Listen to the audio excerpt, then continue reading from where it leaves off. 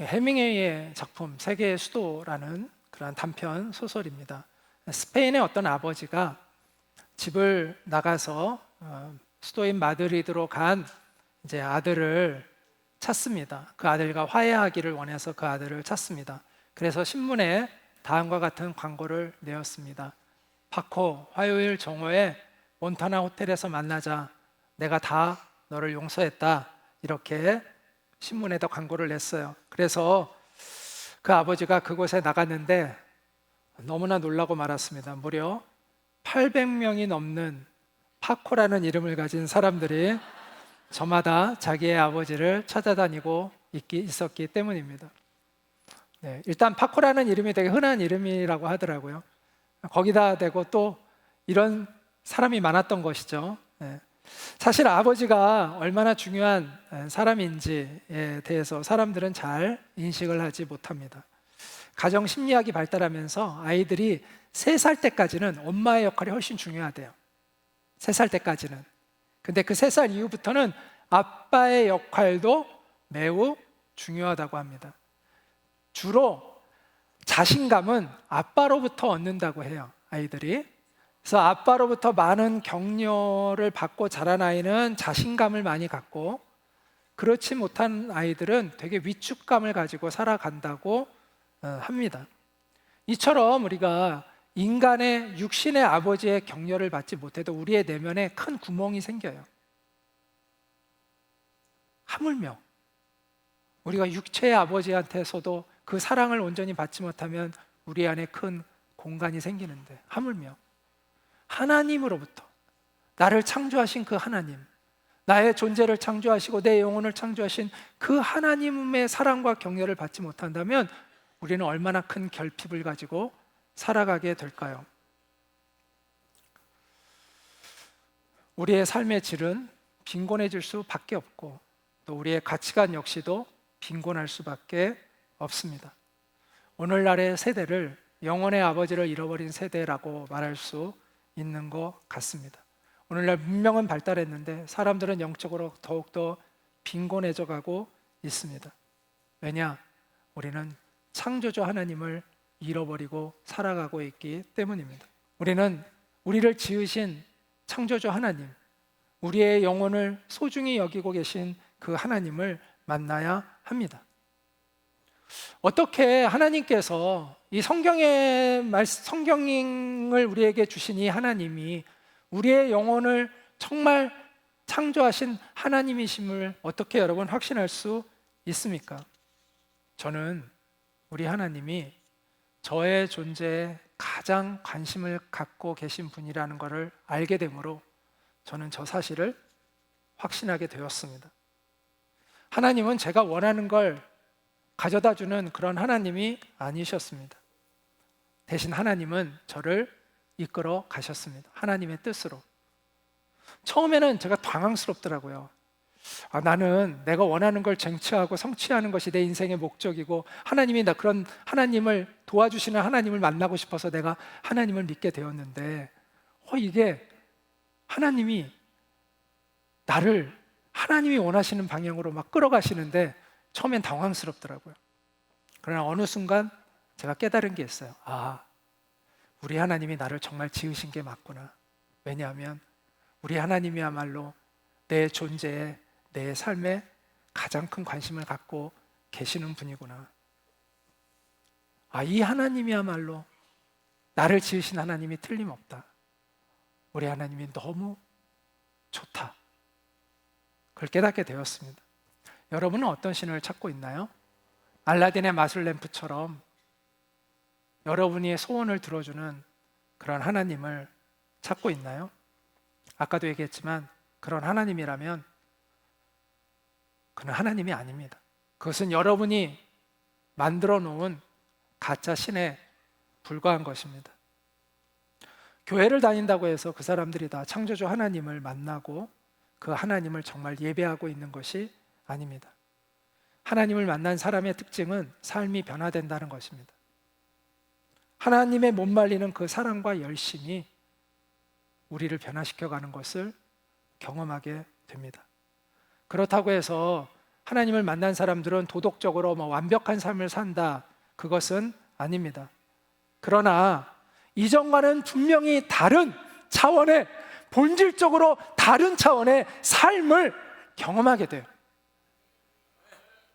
여러분은 무엇을 진정한 기적이라고 생각하시나요? 정말 하나님이 계시고 그 하나님이 내 삶에 역사하신다면 일어나는 기적이 무엇이라고 여기시나요? 저는 이렇게 생각해요. 욕심 많고 음란하고 이기적이고 자기밖에 모르던 사람들이 변화되는 거라고 생각해요. 남을 사랑하지 못한 것을 가슴 아파하고, 내가 누구를 용서하지 못하는 것 때문에 괴로워하고, 그래서 발버둥 치고 거룩하고 정결한 삶을 살기 위해 몸부림치게 변화되는 것, 저는 이것이 정말 하나님을 만난 사람의 삶에 나타나는 하나님이 살아계신 기적이라고 저는 생각합니다. 다른 기적은요, 하나님 없이도 일어날 수 있어요. 그러나 아까 이야기한 그런 기적, 우리의 존재가 변화되고 영원한 삶에 대한 진지한 관심을 갖고 하나님의 존전 앞에서 살아가는 열망을 갖게 되는 것은요, 하나님만이 일으키실 수 있는 기적이에요. 그리고 그 기적이 있어야 우리의 죽음을 극복하는 소망이 생기는 거예요. 우리는 우리를 향하신 하나님의 진실한 그 사랑을 깨달아야 합니다. 그런데 안타깝게도 잘못된 방법으로 하나님의 사랑을 확인하려는 사람들이 많아요.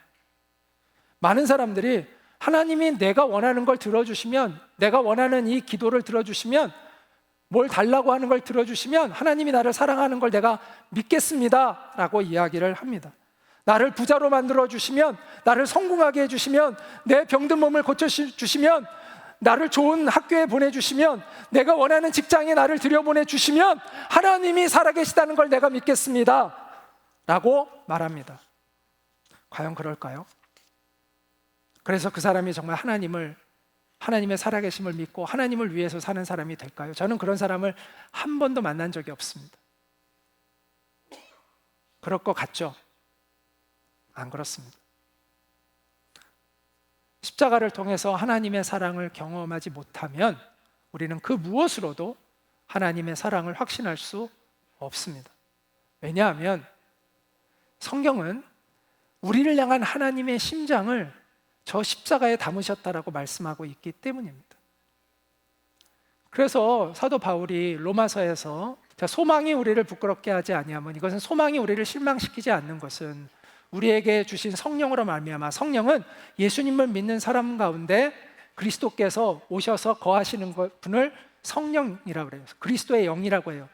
예수님의 말씀을 깨닫게 하고 그 예수님을 따르게 도와주시는 분, 그분을 성령이라고 하는데, 이 성령으로 말미암아 하나님의 사랑이 우리 마음에 부은 바 됨이니, 그러면서 이 십자가의 의미를 얘기합니다. 우리가 아직 연약할 때의 기약대로, 약속대로 그리스도께서 경건하지 않은 자를 위하여 죽으셨도다.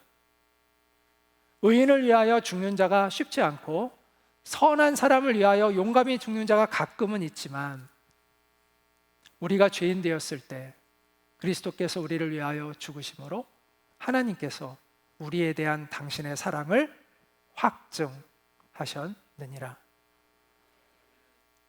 여기서 우리가 아직 죄인 되었을 때라는 이 말의 의미를 깊이 깨달아야 합니다.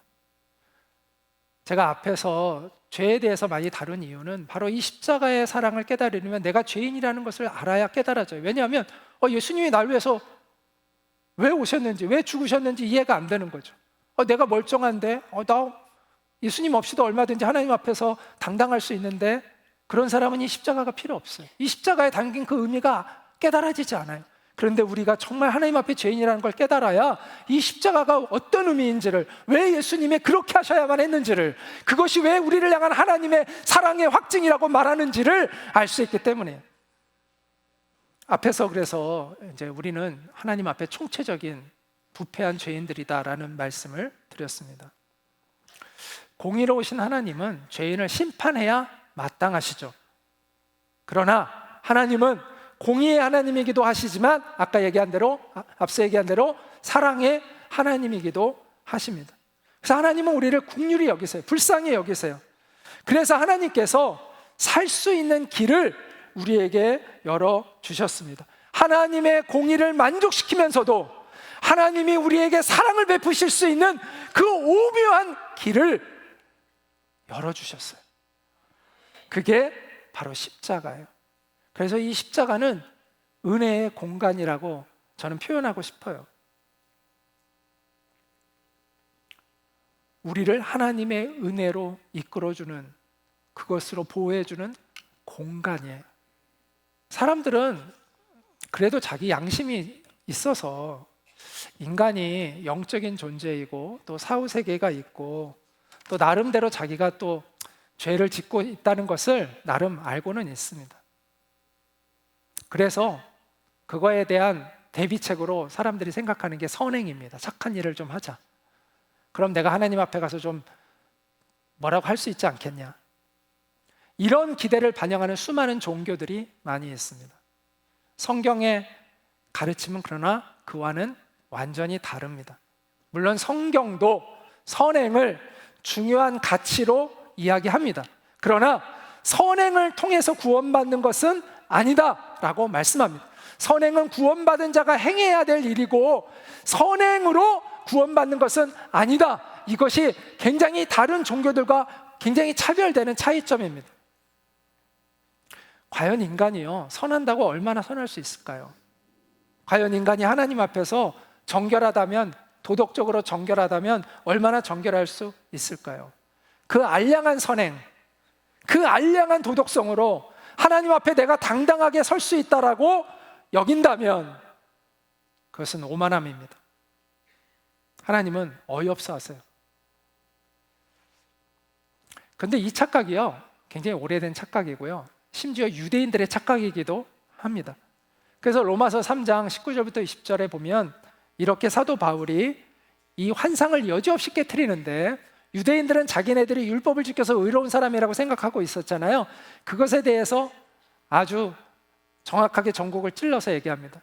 우리가 알거니와 율법이 말하는 바는 율법 아래에 있는 자들에게 말하는 것이니 이는 율법은 모든 입을 막고 온 세상으로 하나님의 심판 아래에 있다는 것을 인정하게 하기 위해서 주신 것이다 라고 말씀합니다.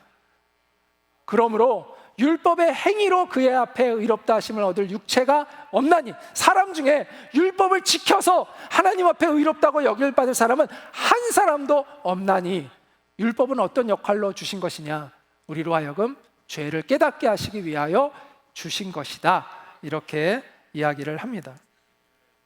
이거는 유대인들의 전통적인 구원관을 완전히 깨트리는 거예요. 자, 여기서 율법이라는 것은 우리가 흔히 이제 얘기하는 모세오경을 흔히 이야기합니다.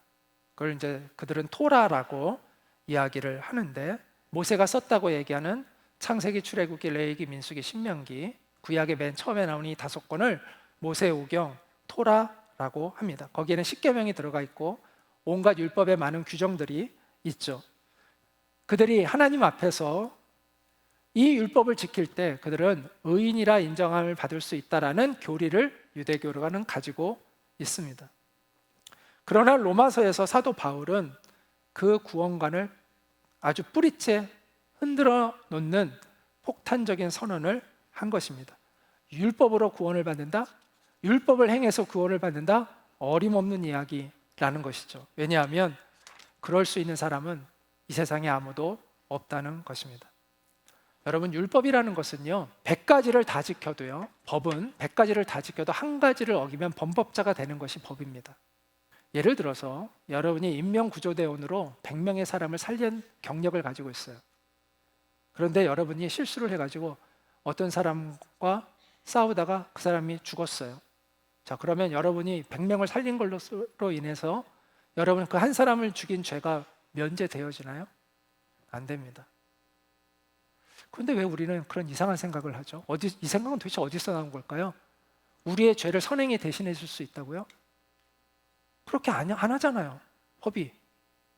근데 그 생각은 도대체 어디에서 나온 걸까요? 그게 논리적인 생각인가요? 죄는요, 죄값을 지불해야만 죄에서 자유해지는 것입니다.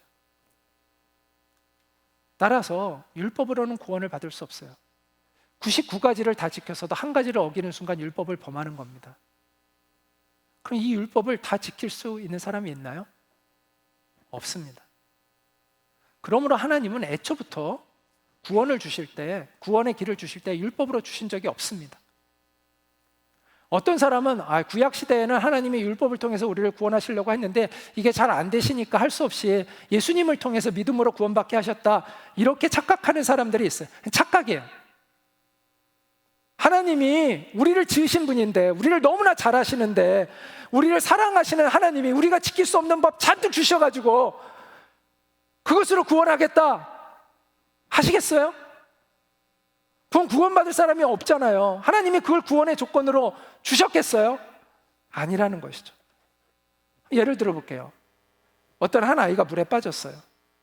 부모가 이때가 기회다라고 생각해서 그 아이에게 내가 너에게 10가지 계명을 주노라, 네가 그걸 다 지키면 내가 건져내주고 아니면 너는 어쩔 수 없다, 이러겠어요? 그러면 아이가 다급하니까 나 다 지키게요 막 하고 하겠죠. 그러고 나서 그 아이가 무슨 생각이 들까요? 저 사람이 내 아버지가 정말 맞을까? 이런 의문이 들지 않겠습니까? 여러분, 그런 아버지 있을까요? 자식이 지금 물에 빠져서 죽어가는데 의무장 쫙 나열해놓고 너 이거 지키면 살려줄게 해서 건져내는 부모가 없잖아요. 그 하나님이 우리를 그런 율법을 통해서 구원하시고자 하셨겠어요? 자, 여러분에게 질문을, 성경을 좀 알고 있는 분들이라면, 모르는 분들은 대답을 하기 어렵겠지만 알고 있는 분들이라면 제가 한번 질문해 볼게요. 하나님께서 이 십계명을 주신 게 이집트에서 이스라엘 백성들을 이끌고 나오기 전입니까, 후입니까? 후잖아요. 전에가 아니었어요. 자, 율법 전에 이미 뭐를 하신 거예요? 구원을 하셨어요. 구원하고 나서 율법을 주셨어요. 율법을 구원의 조건으로 주신 적이 없어요. 구원받은 백성에게 너희가 이제는 나의 백성답게 구원받은 사람이라면 너희는 이렇게 살아라라는 것을 주신 게 율법이지, 너 이거 지키면 내가 구원해 줄게, 이래서 주신 것이 율법이 아니다라는 것이죠. 그러므로 율법의 목적은 구원이 목적이 아니었다. 율법은 왜 주셨냐? 모든 입을 막고 온 세상으로 하나님의 심판 아래에 있게 한 것을 깨닫게 하시고자 주셨다는 거예요. 그래야 우리가 누구를 의지할 수 있어요? 예수님을 의지할 수 있기 때문입니다. 율법은 우리가 절망적인 존재라는 걸 깨닫게 해주셔서 우리의 소망 되시는 예수 그리스도를 붙들게 하시기 위하여 주신 것입니다. 그것이 로마서에서 계속해서 사도 바울이 이야기하고 있는 중요한 논지예요. 우리가 암을 조기에 발견하기 위해서는 병원에 가서 정기적으로 진단을 받아야 합니다. 그럼 우리가 자각 증상이 없어도 우리가 어떤 몸에 이상이 있는지를 알게 되죠. 그리고 이제 치료를 받게 되죠. 율법이라는 건 그거예요. 우리가 자각 증상이 있기 전에 알려주는 거예요. 우리를 점검할 수 있는 어떤 기준을 주는 거예요. 그래서 내가 문제가 심각하구나, 이걸 깨달아서 나를 살릴 수 있는 분을 찾아갈 수 있게 해주는 역할이 하나님이 주신 율법이라는 것입니다. 그래서 율법은 우리의 영혼을 진단해주는 도구라고 이야기할 수가 있습니다. 이 도구가 있어야 우리 몸에 죄의 바이러스가 있다는 걸 깨닫게 돼요. 그러지 않으면 그냥 죄의 바이러스에 그냥 가만히 있다가 노출되어 있다가 상태가 심각해져서 손도 못 쓰고 죽게 되는 그런 일이 발생하게 되는 것이죠. 그래서 성경의 로마서 3장 20절에 율법으로는 죄를 깨달음이니라 이렇게 말씀하고 있습니다. 그래서 율법으로 구원을 못 받아요. 여러분, 도덕을 지킨다고 해서 구원받는 게 아니에요. 그 도덕이 우리의 죄의 값을 대신해 줄 수 있는 게 아니에요. 이 죄의 문제는요, 이 법이 해결해 주는 것도 아니고 우리의 도덕이 해결해 주는 것도 아니고 우리의 죄값을 지불하신 예수 그리스도에 의해서 해결되는 거라는 거예요. 그래서 성경은 이렇게 얘기해요. 율법 외에 하나님의 한 의가 나타났다. 하나님으로부터 오는 의가 나타났다는 거예요. 이게 예수님을 얘기하는 거예요. 율법과 선지자들에게 증거를 받은 것이라. 이거는 성경에 예언되어 있고 기록되어 있었던 것이다라는 거죠. 곧 예수 그리스도를 믿음으로 말미암아 모든 믿는 자에게는 하나님의 의가 입혀진다는 거예요. 하나님의 의가 입혀지는 거예요. 그 의는 인종과 민족과 그 어떤 차별도 없다라는 것입니다. 유대인들에게만 아니라 예수를 믿는 모든 사람은 그 인종과 인종과 상관없이 누구든지 하나님의 자비와 용서와 의롭게 되어지는 은혜를 입게 된다고 말씀하고 있습니다. 그래서 이 의라는 이 의를 하나님으로부터 오는 의라고 NIV, New International Version이라는 영어 성경에는 하나님으로부터 오는 의, righteousness from God 이렇게 표현되어져 있습니다. 여기서 하나님의 의는 뭐와 대비될까요? 우리 인간의 노력으로 얻는 의와 대비되고 있는 것이죠. 노력이 아닌 하나님으로부터 오는 의, 그것으로 구원을 받는 것이다. 행위와 상관없이 하나님으로부터 오는 의, 이 하나님이 선물로 주시는 이 의에 의하여 우리는 구원을 받는 것이다 라고 이야기를 합니다. 근데 이것을 좀 더 자세히 이렇게 설명해 주는데, 모든 사람이 죄를 범하였음에 하나님의 영광에 이르지 못하더니 그리스도 예수 안에 있는 속량으로 말미암아. 속량이라는 건 뭐냐면 노예가 있으면 그 노예의 값을 지불해 주고 이 노예를 자유케 해 주는 것을 속량이라고 이야기를 해요. 그러니까 예수 안에서 우리의 죄값을 예수님이 지불하고 우리를 그 죄에서 자유케 하셨다는 거예요. 그래서 하나님의 은혜로 예수님은 값을 지불하셨고, 그래서 우리는 값없이 의롭다 하심을 얻은 자 되었느니라 이렇게 말씀합니다. 이 예수님을 하나님이 예수님의 피로 화목제물로 삼으셨다는 거예요. 예수님의 피가 우리와 하나님 사이를 화목하게 하는, 우리의 죄를 없애주는 제물이 되어주셨다라고 이야기를 합니다. 그것은 하나님께서 오랫동안 참으시는 중에 우리에 대해 인내하신다는 것이죠. 그래서 우리가 전에 지었던 죄를 간과하심으로 용서해 주신다는 의미예요. 그래서 하나님도 의로우시고 우리도 의롭게 하려 하심이니라. 그러니까 하나님이 왜 의로우신가? 죄인을 무조건 용서해 주면 하나님이 의롭지 않죠. 그런데 그 값이 지불되어서 용서해 주는 거기 때문에 의로움이 보장이 되는 거예요. 그래서 하나님이 우리를 그냥 용서해 주신 것이 아니라 죄값을 받고 용서해 주셨다는 거예요. 예전에 조선시대에는요, 아버지가 아들이 도둑질이었으면 아버지가 대신 그 죄를 받아서 곤장을 맞거나 해서 용서받을 수 있는 법이 있었대요. 자격을 갖춘 어떤 사람이 만약 재판관이요 아무것도 안 하고 그냥 용서해 주면 그거는 잘못된 거죠. 그런데 정당한 그 법에 의해서 그 자격을 갖춘 아버지가 대신해서 그 아들의 벌을 받으면 그 아들의 죄값이 지불됐잖아요. 그래서 그를 용서해 주는 건 정당한 것이죠. 하나님이 이렇게 예수님이 우리의 값을 지불하심으로 하나님도 의로우시고 또 우리를 의롭다 여겨주실 수가, 너희는 무죄다라고 말해줄 수 있게 되었다라고 말씀하고 있습니다.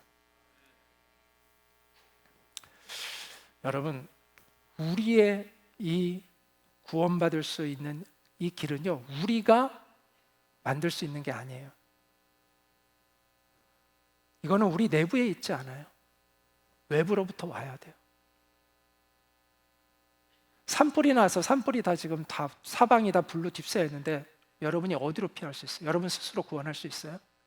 근데 헬리콥터가 와서 밧줄을 내려주면 살아날 수가 있잖아요. 하나님의 구원은요, 하나님으로부터 올 수밖에 없어요. 우리가 스스로 찾을 수 있는 게 아니에요. 하나님이 은혜를 주셔야 우리가 거기서 나올 수가 있는 거예요. 그런데 하나님은 누구에게 그 밧줄을 내려주시느냐, 누구에게 그 은혜를 베풀어 주시느냐? 성경은 예수님을 의지하고 붙드는 사람에게 그 밧줄이 내려진다라고 말씀하고 있는 것입니다. 하나님은요, 무죄 청정 지역에 사시는 분이세요. 그런데 우리는 이 죄를 뚝뚝 떨어뜨리면서 살잖아요. 하나님이 우리를 그냥 이 상태대로 용서해 주실 수가, 받아들일 수가 없어요. 근데 문제는 받아들일 수 없는데 너무나 우리를 사랑하시기 때문에, 아끼시기 때문에 어떻게든 우리를 받아주기를 원하시는 거죠. 그것이 하나님의 딜레마입니다. 이 딜레마를 예수님이 해결해 주신 거예요. 이게 바로 십자가입니다. 하나님의 공의를 만족시키면서 하나님이 우리에게 정당하게 자비를 베풀어 주실 수 있는 은혜의 공간을 예수님이 창조해 주신 거예요. 그게 십자가예요. 이거는 간교한 마귀도 미처 생각하지 못했던 놀라운 하나님의 계획이었던 거예요.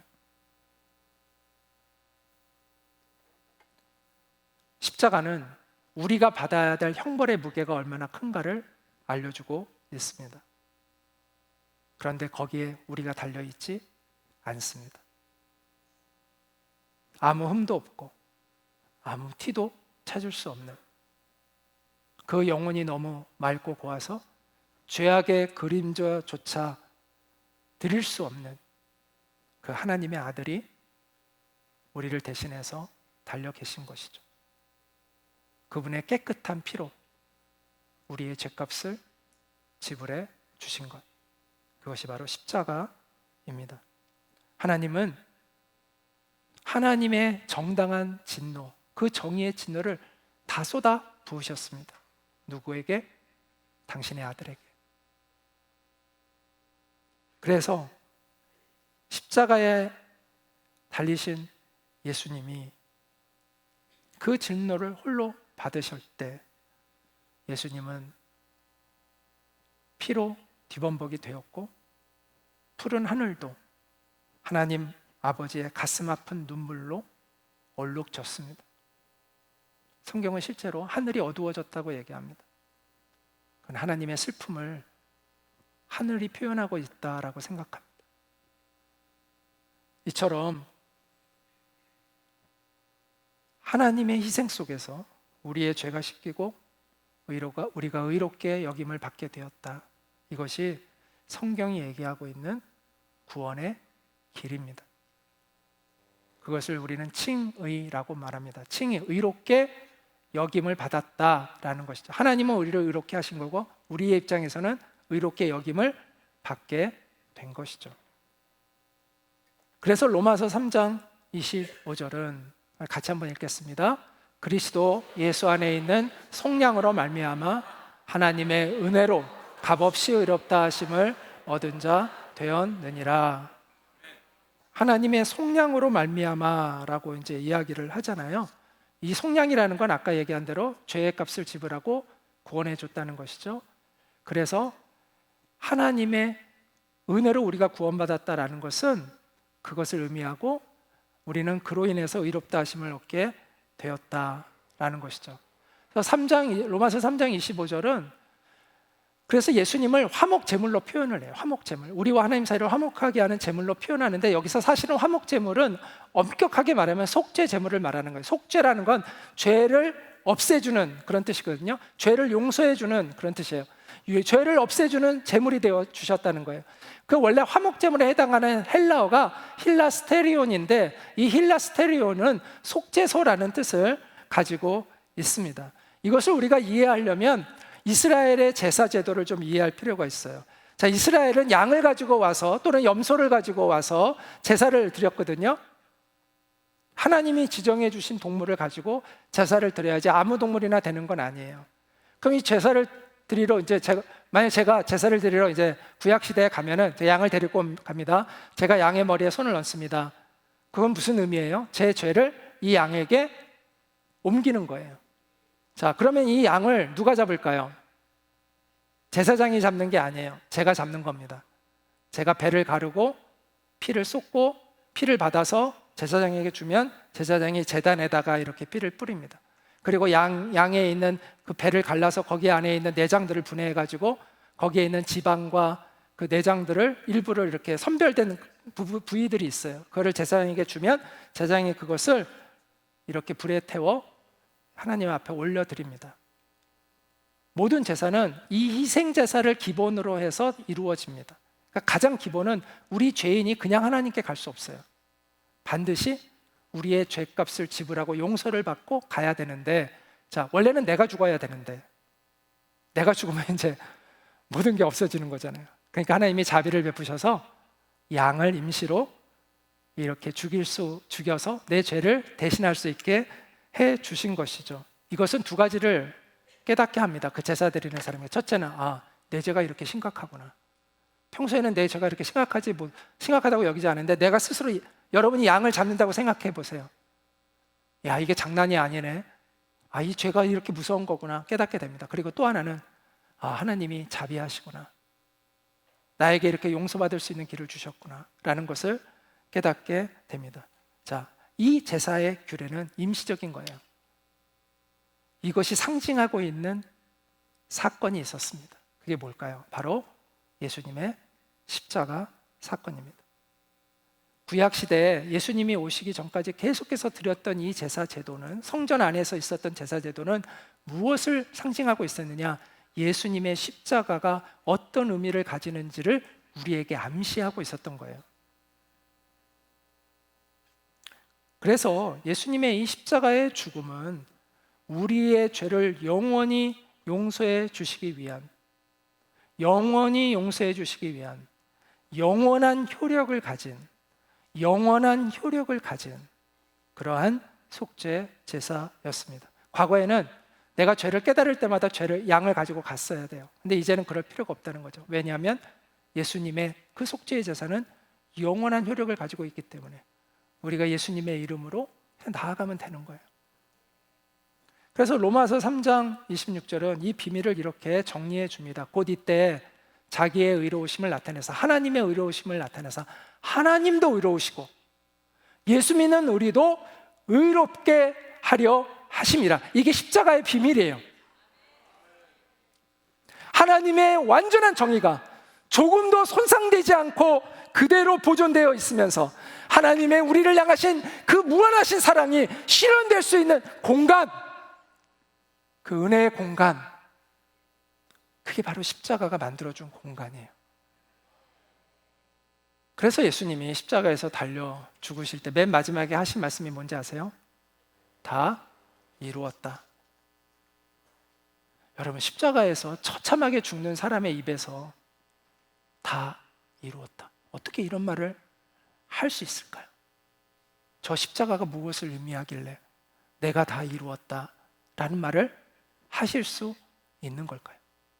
그러므로 하나님이 베푸신 그 구원은 우리의 노력, 우리의 공로, 비집고 들어갈 자리가 없습니다. 그래서 로마서는 이렇게 얘기합니다. 그런즉 자랑할 때가 어디 있느냐? 있을 수 없느냐? 우리가 구원받음에 있어서 자랑할 때가 무엇이 있느냐? 있을 수 없다. 무슨 법이냐? 너의 행위냐? 아니다. 오직 믿음의 법으로 네가 구원을 받은 것이다. 그러므로 사람이 의롭다 하심을 얻는 것은 율법의 행위에 있지 않고 믿음으로 되는 줄 우리가 인정하노라. 하나님은 다만 유대인의 하나님이시냐? 유대인의 하나님이실 뿐만 아니라 또한 이방인의 하나님도 되신다는 것이죠.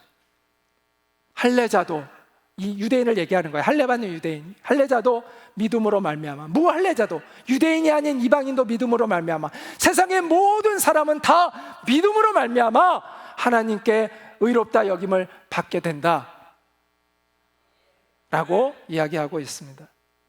오직 구원은 은혜로 되는 겁니다. 믿음으로 된다는 말의 의미는 은혜로 된다는 것입니다. 여러분, 우리가 직장 생활을 할 때 보면 이제 남들이 다 이렇게 성과를 열심히 해서 같이 냈는데 꼭 자신이 한 것처럼, 다 한 것처럼 이렇게 하는 아주 얄미운 사람들이 가끔씩 나타나죠. 마찬가지로 하나님이 다 이루어 놓으셨는데, 그 엄청난 희생을 통해서 하나님이 다 이루어 놓으셨는데 자기가 선행 몇 가지 해놓고는 그 선행으로 자기가 구원받을 수 있는 것처럼 굴려는 그러한 사람들이 있습니다. 여러분, 선행으로 구원받겠다는 건 그렇게 하겠다는 거잖아요. 하나님이 용납하실까요? 하나님이 그거를 받으실까요? 어림도 없는 얘기예요. 하나님이 어떻게 우리의 구원을 이루셨는데, 처음부터 끝까지 하나님이 어떻게 이루어 놓으셨는데 거기에 우리의 자랑을 집어넣으려고 해요? 어림도 없다는 거죠. 그래서 구원은요, 처음부터 끝까지 우리에게 은혜로 주시는 선물이에요. 그 엄청난 대가를 하나님이 지불하고 우리에게 은혜로 주시는 선물이에요. 여러분, 선물은 상으로 받는 게 아니잖아요. 이 선물을 주는 사람의 호의, 사랑에 의해서 우리가 그저 받는 거잖아요.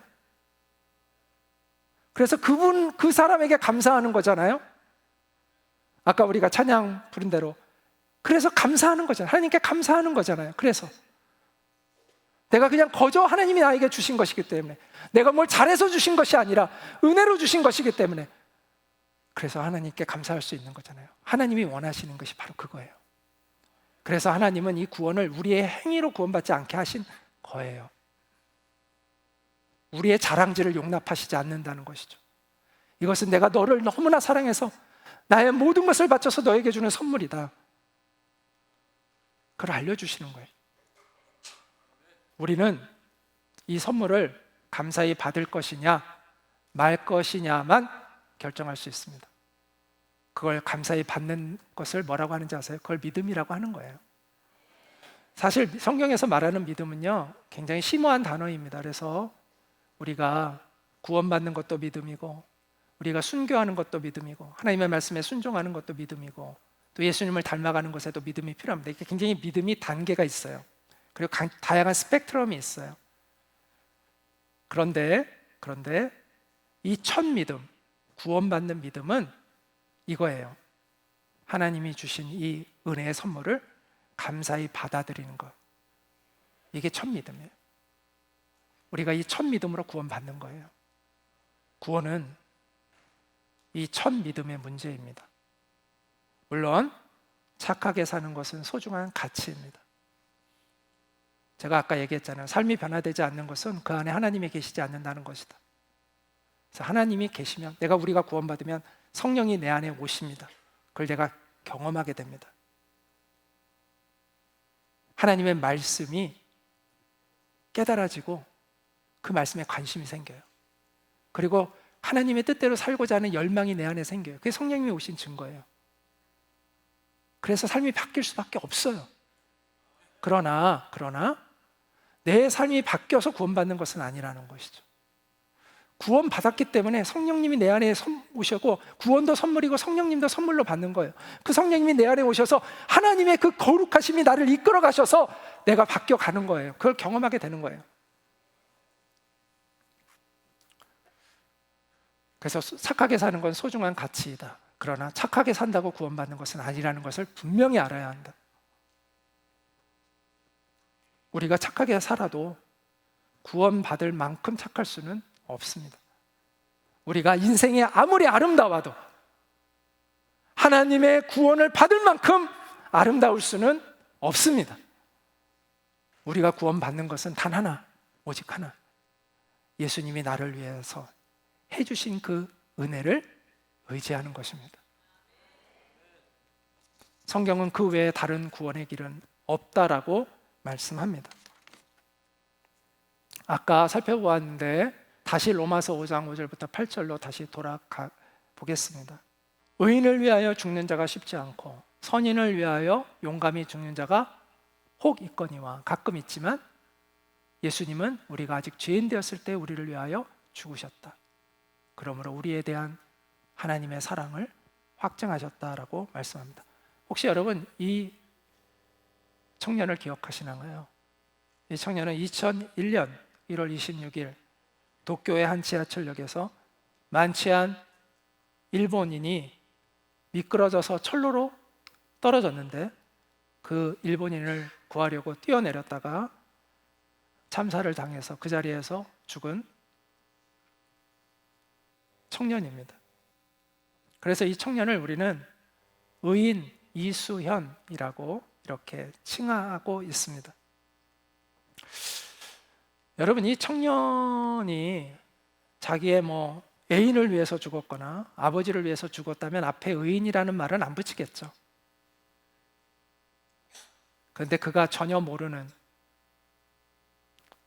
그리고 한국인도 아닌 일본인, 그리고 만취해가지고 별로 그렇게 사람 취급도 받지 못할 수 있는 그런 사람을 위해서 희생해서 그를 건졌기 때문에 그 앞에 의인이라는 말을 우리는 붙입니다. 여기서 우리는 의라는 것이 무엇을 의미하는지를 좀 느낄 수가 있습니다. 그런데 그 청년은 칭찬받아 마땅한 청년이죠. 그런데 그 청년은 처음부터 죽을 생각으로 한 것은 아닐 겁니다. 나는 저 사람 대신 죽어야지 해서 뛰어든 건 아닐 거예요. 그냥 순간적으로 자기 몸을 던져서 같이 살고자 했지만 안타깝게도 그렇지 못했던 것 뿐이죠. 그런데 예수님은 처음부터, 이 세상에 태어나실 때부터 우리를 위하여 죽기 위하여 태어나셨다는 것을 아셔야 합니다. 그래서 이 땅에 의인이라는 말을 단 한 사람에게 붙일 수 있다면 그분은 예수님밖에는 없습니다.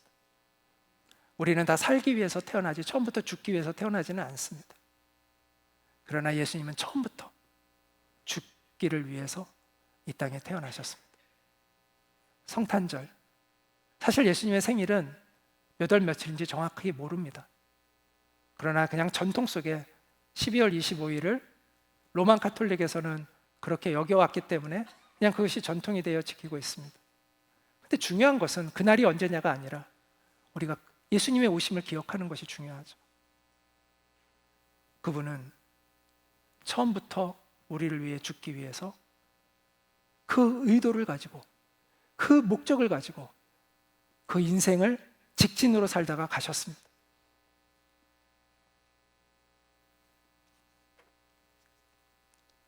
그 주님의 십자가의 그 죽음을 근거로 해서 우리는 의롭게 여김을 받은 것입니다. 예수님의 그 의로움이 우리에게 입혀지고 우리의 죄는 예수님에게 덮여지고, 그래서 예수님은 거기서 심판을 받으시고 예수님의 그 의가 우리에게 전가되어서 우리가 의롭다함을 받게 되었다는 것이죠. 제가 이것을 묵상하면서 이런 하나의 이야기를 한번 만들어 보았는데요. 어느새의 고백이라는 이야기입니다. 한번 보시기 바랍니다.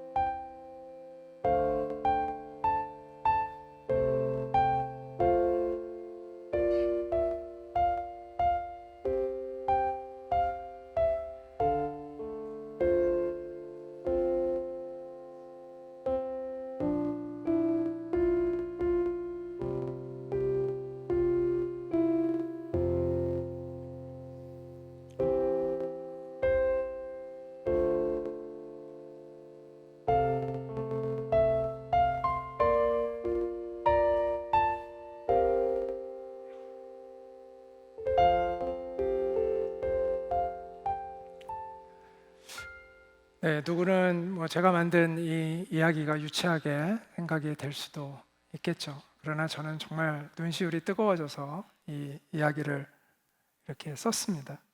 왜냐하면 저는 수술 때 2번 누워본 경험이 있거든요. 그래서 수술 때의 그 의미를 이렇게 많이 다가오더라고요, 마음에. 아, 예수님이 나를 위해서 이식 수술 때 누우셨구나. 그 하나님의 의를 나에게 이식시켜 주셨구나. 그게 깨달아지면서 정말 눈시울이 뜨거워졌습니다. 그러면서 오직 한 단어가 생각이 났습니다. 오직 은혜, 은혜구나. 우리에게 남겨져 있는 유일한 소망은 저는 십자가의 복음밖에는 없다고 생각합니다. 나를 깨끗게 하는 능력, 나를 하나님이 받아주게 해주시는 그 은혜, 그것은 오직 십자가의 복음입니다. 사람이 구원받지 못하는 것은 죄를 많이 지어서가 아닙니다. 우리는 다 죄를 많이 짓습니다. 우리가 구원받지 못하는 것은 하나님 앞에 오만해서 예수님의 이 놀라운 은혜의 복음을 외면하기 때문입니다. 혹시 여러분 가운데 지금 매우 힘들고 자기 자신에 대해 절망하고 있는 분이 있습니까? 여러분이 그 절망을 통해서 예수님을 만날 수만 있다면 그것은 여러분의 인생의 가장 큰 복입니다. 꼭 우리가 성공해야만 복이 있는 게 아닙니다. 어떤 사람은 교만한 성공으로 인해서 평생토록 하나님을 외면하고 사는 그러한 교만한 사람도 많습니다. 그것은 저주입니다. 그러나 어떤 사람은 고난 속에서 나의 연약함을 깨닫고 하나님을 의지하게 되는 사람들이 있습니다. 그에게 있어서 그 고난은 축복입니다. 교회를 다닌다고 해서 다 십자가의 복음을 깊이 경험하고 있는 것은 아닙니다. 교회 안에는 사람들로부터 오는 위로와 그 격려에 목말라 하는 사람들이 많습니다. 예수님의 위로를 받지 못하고 그저 사람들을 바라보며 그 사람들이 오는 위로 때문에 교회를 찾고 공동체를 찾고 이런 사람들이 많습니다. 사람들이 자기를 위해 기도해 줄 때는 눈물 흘리고 사람들이 나를 위로해 줄 때는 눈물 흘리면서 예수님이 나를 위해서 행하신 이 놀라운 은혜 앞에는 눈물을 흘리지 못하는, 예수님이 나를 위해서 계속하여 기도하고 계신 것을 깨닫지 못하고 거기에는 눈물을 흘리지 않는 사람들이 많이 있습니다. 그것은 아직 예수님을 만나지 못한 겁니다. 여러분, 교회를 다니지만 아직도 사람들의 위로를 갈급해하며 있다면 여러분 자신을 한번 잘 돌아보십시오. 사람들은 여러분을 만족시킬 수가 없습니다. 여러분이 예수님을 만나야 돼요. 예수님만이 우리를 위로해 주실 수 있고 예수님만이 우리를 영원한 만족으로 채워주실 수가 있습니다. 우리가 예수님을 만나지 못하면 우리는 늘 영적으로 메말라 있게 될 것입니다. 끊임없이 찾아오는 고독, 슬픔, 외로움, 상처 속에 우리는 방황하게 될 것입니다. 그래서 남들을 향한 절제하지 못하는 분노가 치밀어 오르게 될 것입니다. 왜냐하면 늘 사람들은 나를 실망시키거든요. 그런데 여러분도 다른 사람을 실망시키고 있잖아요. 여러분도 계속해서 다른 사람을 실망시키는데 왜 여러분을 향해 실망시키는 사람들을 여러분은 용서하지 못하고 그들을 향해 분노하고 있습니까? 무슨 얘기를 하고 싶은 거냐면 예수님을 잃어버리고 살아가면 우리는 끊임없이 내가 상처받은 만큼 남에게 상처를 되돌려주는 이 불행한 인생을 끊을 수가 없다는 것입니다.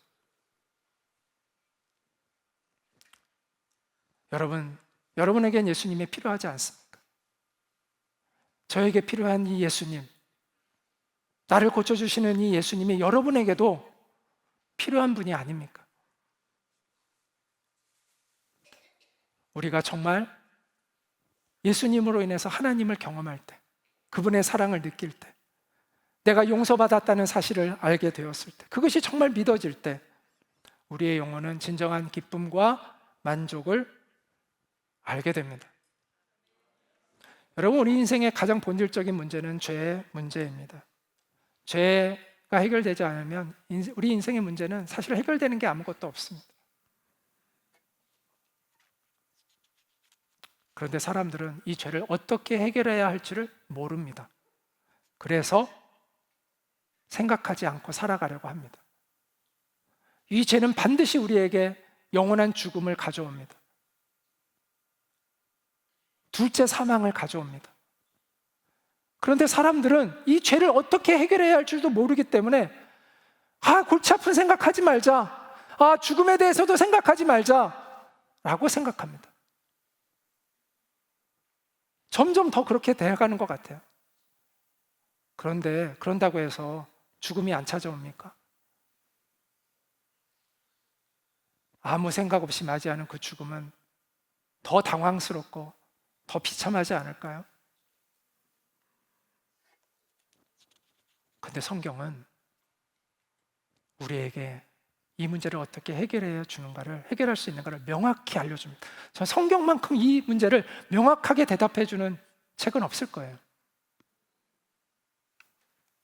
죄의 문제를 해결하는 것은 회개하고 예수 그리스도의 복음을 믿는 것입니다. 요한이 잡힌 후 예수께서 갈릴리에 오셔서 하나님의 복음을 전파하여 이르시되, 이게 예수님이 처음으로 선포하신 말씀이에요. 때가 찼고 이제 메시아의 때가 왔다는 것이죠. 예수님이 오셨다는 거예요. 하나님의 나라가 너희에게 가까이 왔으니, 하나님의 나라가 이미 이곳에 와 있습니다. 회개하고 너는 복음을 믿으라. 여러분, 가장 심각한 죄는 뭔지 아세요?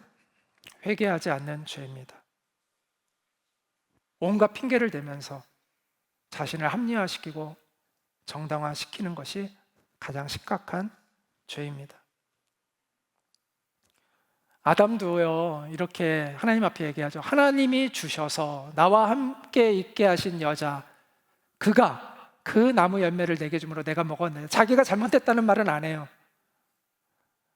하와가 잘못했다라는 말에 더해요. 하나님이 주신 여자, 그 사람이 나를 깨워서 내가 이렇게 되었습니다 라고 말합니다. 아담이 만약에 하나님 앞에 하나님 제가 잘못했습니다 라고 하면 어쩌면 우리의 인류의 역사는 또 달라졌을 수도 있을 것 같아요.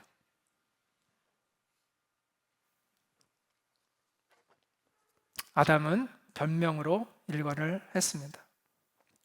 우리가 하나님의 용서를 받지 못하는 죄가 있다면 그것은 회개하지 않는 죄라고 생각합니다. 하나님은 어떤 죄든 다 용서할 준비가 되어 계십니다. 그것을 우리에게 분명하게 확신시켜 주는 게 뭘까요? 바로 예수님의 십자가입니다. 예수님의 십자가를 의지해서 하나님 앞에 나아가는 여러분 되시기를 바랍니다. 하나님 앞에 이런 고백을 하시기 바라요. 주님께서 말씀하신 대로 나는 죄인입니다. 나는 전적으로 부패했고 타락한 것이 맞습니다. 내 안에는 어떤 소망도 발견할 수가 없습니다. 그렇기 때문에 나는 예수님을 의지합니다. 예수님을 의지해서 하나님 앞에 나아갑니다. 주님, 나를 불쌍히 여기시고 나를 구원해 주십시오. 그런 사람에게는 하나님의 자녀가 되는 권세를 주신다고 약속하고 있습니다. 하나님의 자녀가 되는 권세는 하나님과 친밀한 교제가 시작된다는 것입니다. 자녀는 부모와 교제를 시작하잖아요. 그게 바로 기도예요. 기도는 우리가 원하는 걸 얻기 위한 게 아니라 하나님과 교제하는 거예요. 또 하나님의 자녀가 되면 하늘나라의 유업의 상속자가 됩니다. 우리가 하나님 나라 백성이 되는 것이죠. 그 나라를 유업으로 이어받는다고 성경은 약속하고 있습니다. 그리고 아까 얘기한 대로 성령님이, 그리스도의 영이 내 안에 오십니다. 그래서 나를 이끌어 가세요. 하나님의 열심히 나를 이끌어 가세요. 그래서 내 인생이 변화될 수밖에 없어요. 그리고 하나님의 자녀가 되면 우리가 사랑할 수 있는 능력을 얻게 됩니다. 우리는 되게 이기적이잖아요. 우리는 사랑에 무능력한 그런 사람들이잖아요. 그런데 예수님을 믿게 되면 사랑할 수 있는 능력이 생겨나기 시작해요. 자라나요. 이 세상에는 거짓된 사랑도 많아요. 부모가, 심지어 부모의 그 순수한 사랑도 때로는 오염되어 있어요. 그래서 집착하죠. 자기의 아이를 자기의 소유물로 여기고 자기가 원하는 대로 만들려고 하는 그 아이를 통해서 내 소원을 이루고자 하는 그런 집착적인 사랑도 많아요. 그런데 우리가 하나님을 알게 되면 자유에 거기서 벗어나요. 그래서 이 아이가 정말 하나님의 형상으로 하나님의 뜻에 맞게 그 아이에게 주신 하나님의 고유한 목적으로 그가 아름다운 인생을 살기를 원하고 축복하고 그렇게 진정한 부모의 사랑을 전해줄 수 있고 또 우리의 이웃 간에도 그런 사랑을 할 수가 있어요. 또 무엇보다도 우리는 어둠의 권세인 마귀의 세력을 이길 수 있는 능력을 받습니다. 마귀의 표적은요 고아들입니다. 그러니까 부모를 잃어버린 아이들이죠. 왜냐하면 자기 마음대로 할 수가 있잖아요. 그런데 부모가 있으면 함부로 못 하잖아요. 나쁜 사람들이. 마찬가지로 마귀도 하나님을 잃어버리고 사는 사람들을 쉽게 좌지우지할 수 있습니다. 그러나 우리가 하나님의 백성이 되면 함부로 할 수가 없습니다. 여러분, 유일한 소망 되시는 이 예수님을 여러분의 주님으로 꼭 모시는 그런 은혜가 여러분 가운데 있기를 축복합니다. 우리 잠깐 눈을 감아 보시겠어요? 이런 노랫말이 있습니다. 무엇이 변치 않아 내 소망이 되며 무엇이 한결같아 내 삶을 품으리. 십자가 그 그늘 아래 내 소망이 있네. 내 소망이 있네. 내 생명이 있네. 그리스도의 십자가는 우리를 향한 하나님의 지극하신 사랑입니다. 하나님이 약속하시고 오랫동안 정성껏 준비해서 우리에게 주신 사랑의 선물입니다. 예수님의 십자가는 진정한 소망을 잃어버리고 살아가고 있는 그 절망 가운데 살아가고 있는 우리에게 소망을 되찾아 주시는 하늘로부터 내려오는 은혜입니다. 부디 하나님의 지극하신 그 사랑을, 하나님의 다함이 없으신 그 은혜를 굳게 붙드는 여러분 되시기를 바랍니다. 오늘 제가 선포한 이 말씀, 성경의 말씀이잖아요. 저의 이야기가 아니라 성경의 이야기죠. 이 말씀을 듣고 예수님을 나도 주님으로 모셔드리고 살겠다라는 분이 계시다면 한번 가슴에 손을 얹어주시면 제가 그분들을 위해서 기도하고 마치도록 하겠습니다. 은혜로우신 하나님, 오늘 우리와 함께 해주셔서 너무나 감사합니다. 우리에게 예수님이 우리를 위해서 무엇을 하여 주셨는지를 알게 해주셔서 너무나 감사합니다.